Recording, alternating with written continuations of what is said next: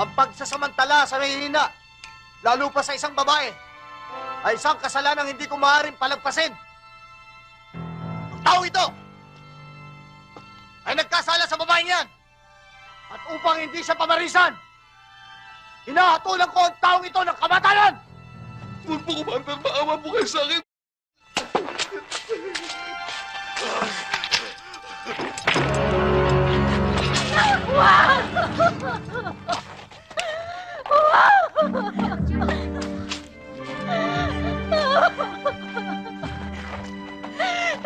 Tama na!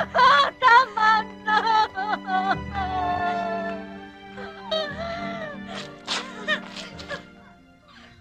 Patay na to, Commander. Sige, ilibing na yan.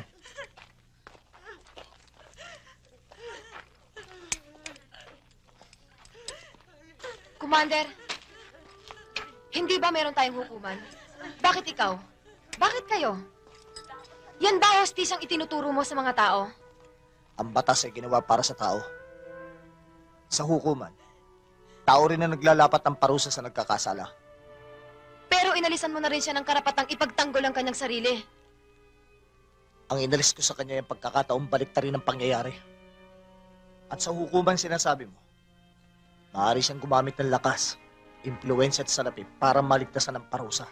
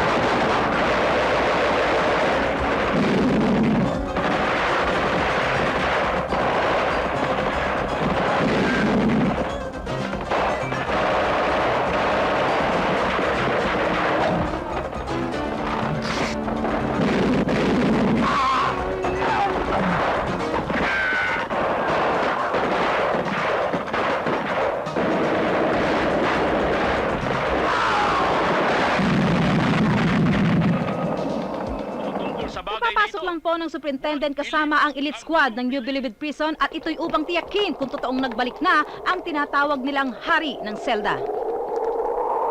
Matanda mo yung sinabi ko sa'yo. Buong katawan mo, babahayan ng bala ko. Pati bakit para sa buking ko. Umpisahan na natin ang pagkalat ng...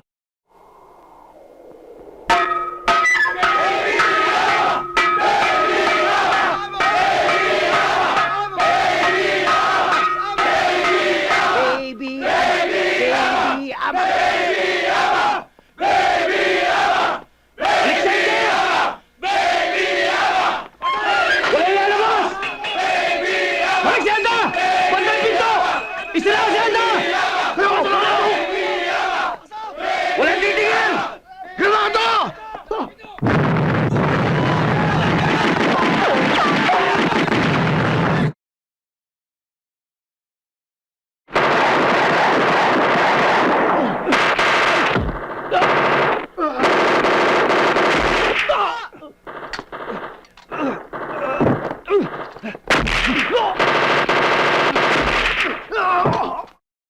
Dikitan nyo! Si Sir, tinamaan! Buhay mo to! Sagasa!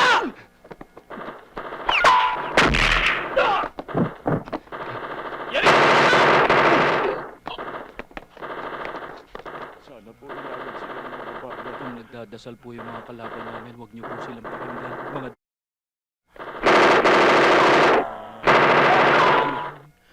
Muntinlupa ang nasa. To be committed to the New Bilibid Prison.